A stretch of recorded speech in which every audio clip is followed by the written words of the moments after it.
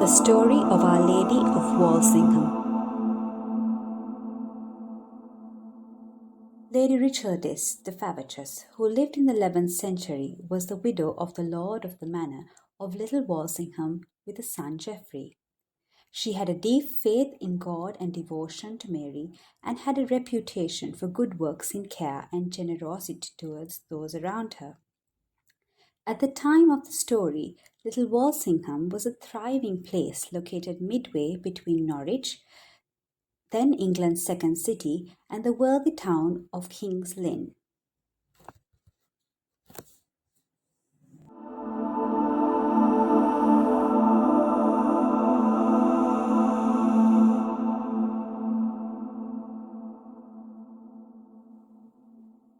In 1061, Lady Richardis's life of prayer and good works was rewarded by a vision of Our Lady.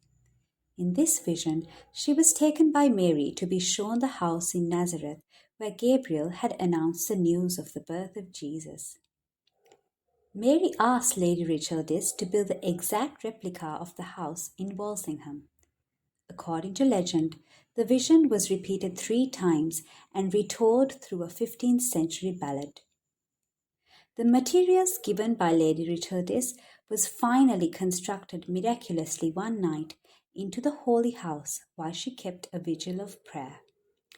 This is how Little Walsingham became known as England's Nazareth.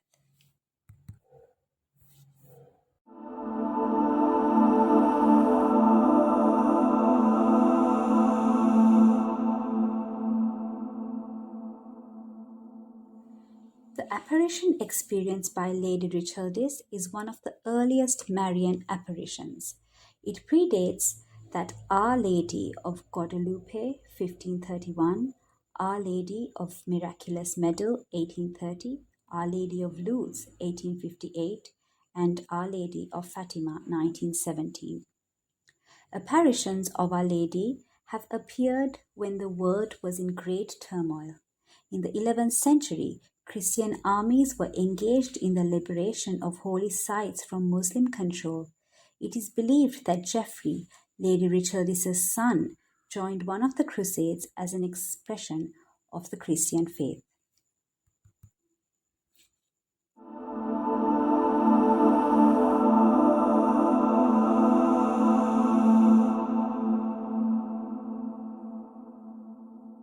The Walsingham pilgrimage focused on the monastery housing the simple wooden structure that was miraculously built during the devotional prayer night.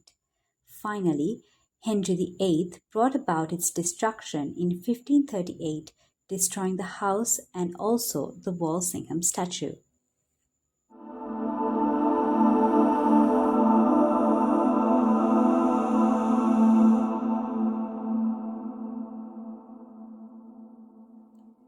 After nearly 400 years, the 20th century saw the restoration of the pilgrimage to Walsingham as a regular feature of Christian life.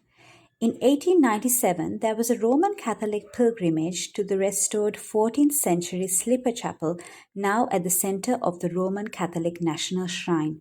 Father Hope Patton, appointed as Vicar of Walsingham in 1921, 100 years ago, ignited Anglican interest in the pre-Reformation pilgrimage. A new statue of Our Lady of Walsingham, a replica of the image depicted on the seal of the medieval monastery, was set up in the parish church of St. Mary in 1922, and regular pilgrimage devotion followed.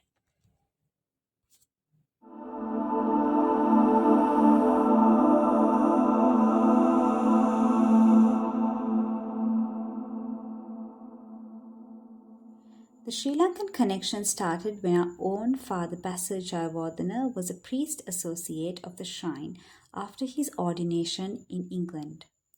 In 1952, Father Basil Jayawardena started a replica shrine with the Walsingham Mother and the Divine Child figure of the beautiful church in St. Paul's, Kingsley Road, Colombo 8, praying especially for the sick at the National Hospital and the Rosary meditated.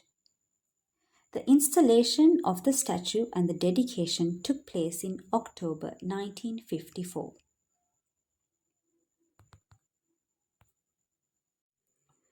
Another Sri Lankan connection is the significance of the altar behind the main shrine altar at Walsingham, dedicated to St. Lawrence, the Archdeacon of Rome, who was martyred in AD 258.